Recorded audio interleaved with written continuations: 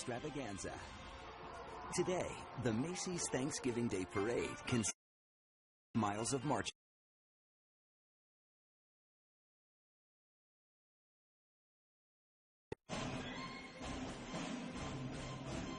It has become an American tradition. Let's have a parade! Over the past 80 years, the Macy's Thanksgiving Day Parade has evolved from a raucous procession of amateur performers to today's high-tech holiday extravaganza. Today, the Macy's Thanksgiving Day Parade consists of 2.5 miles of marching bands, Broadway shows, elaborate animated floats, and of course, those giant balloons.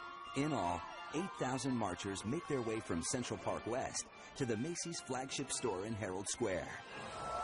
3.5 million spectators line the streets of New York City, while another 65 million watch on television.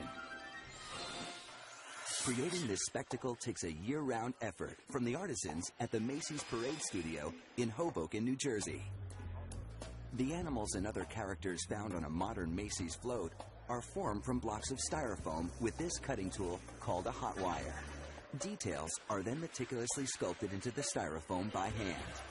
The styrofoam is coated with hard coat, a flame-retardant plastic, which creates a tough waterproof shell. Macy's is an all-weather parade. We do it year after year, so there always has to be some type of skin on it to protect the artwork. In 1980, after a 53-year partnership with Macy's, Goodyear decided to get out of the balloon-making business. So the department store decided to take a chance and bring balloon construction in-house to the Parade Studio. Working with clay, studio artists form the lifelike characters that will soar above the crowds on Parade Day.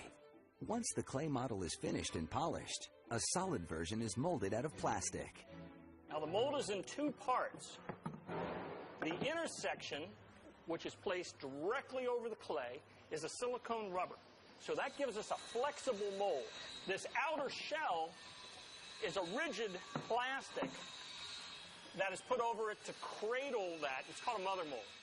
Through this process called rotocasting, two urethane plastics are mixed together.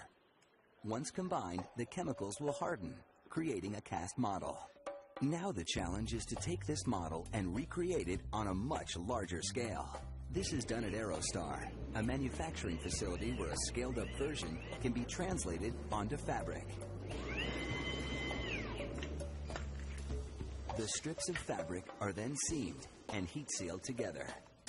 The final step is matching the paint scheme from the studio model. When the balloon is complete, it's inflated with air to ensure there are no leaks or other defects. If it leaks, then we have a repair to do. If not, if it sits for 6 hours, then we know it's probably going to last long enough to get all the way down the route and through the finish line. And finally, when the balloons are inflated and the entire parade is lined up, it's time for those famous words. 3, 2, 1, let's have